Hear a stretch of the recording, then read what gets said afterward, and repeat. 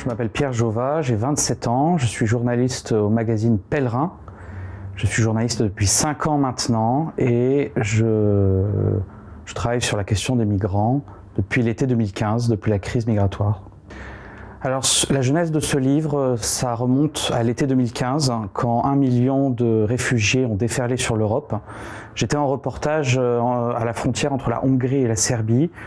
Et la question des migrants était très abstraite pour moi, même si ma famille est d'origine migrante.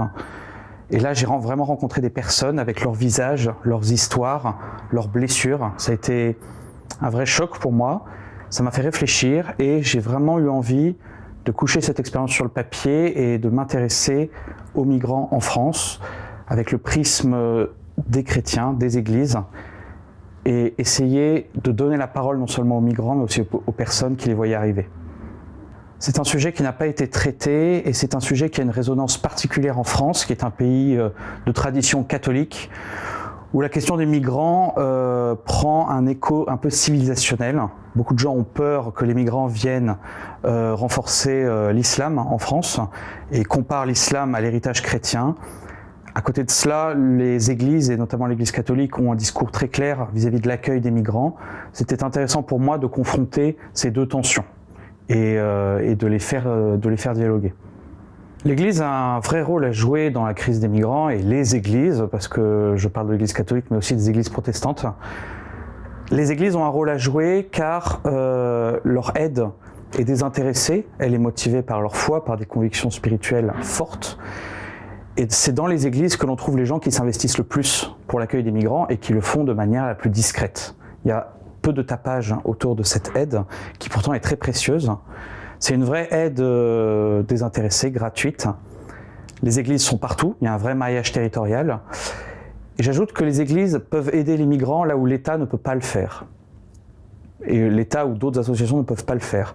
Beaucoup de ces migrants qui viennent ici ont des convictions religieuses, sont croyants eux-mêmes, et le fait qu'ils soient accueillis par d'autres croyants crée une passerelle entre ceux qui viennent et ceux qui les accueillent.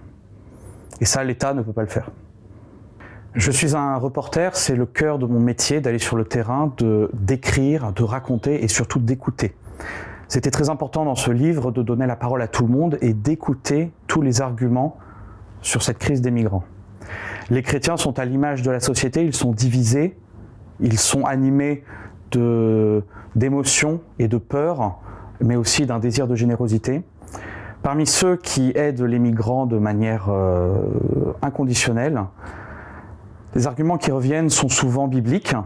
Il est question d'aider les migrants qui sont une figure, non seulement de Jésus lui-même, qui a été réfugié en Égypte dans les premières années de sa vie, mais aussi du peuple hébreu, et reviennent souvent les versets bibliques « J'étais un étranger, vous m'avez accueilli ». Cette parole est très forte, et ça imprime beaucoup ceux qui aident les migrants inconditionnellement. Ceux qui sont plus sceptiques ou plus hostiles disent que la venue des migrants renforce non seulement l'islam, qui est une religion prosélyte, mais aussi perturbe le tissu social et menace la France dans son identité chrétienne et dans sa civilisation. Et ce sont souvent ces deux types d'arguments qui s'entrechoquent et qui ont du mal à se confronter, à se comprendre et à s'écouter. J'ai peu de leçons à donner et c'est très difficile d'avoir une opinion globale sur cette situation. Mais ce que je peux dire, c'est que si les églises n'aident pas les migrants dans la charité inconditionnelle et immédiate, c'est-à-dire nourrir, vêtir, loger, eh ben, elles ne sont pas dignes de l'Évangile et elles ne font pas leur job. Il en va de la crédibilité de ces églises d'aider les migrants de manière concrète. D'un autre côté, je trouve que tout le discours moralisateur pour accueillir les migrants, qu'on entend dans les médias et chez certains politiques, est très contre-productif. Car souvent, il ne s'accompagne pas d'actions concrètes, on en reste à l'incantatoire. Et ce type de discours très culpabilisateur est inaudible pour tout un pan de la population qui souffre de manière aiguë. Donc la seule chose qui me vient à l'esprit, c'est que les chrétiens et toute la population française doivent continuer à faire plus et à aider les migrants de manière matérielle, concrète, mais sans forcément marteler des arguments et des propos, des slogans culpabilisateurs et moralistes.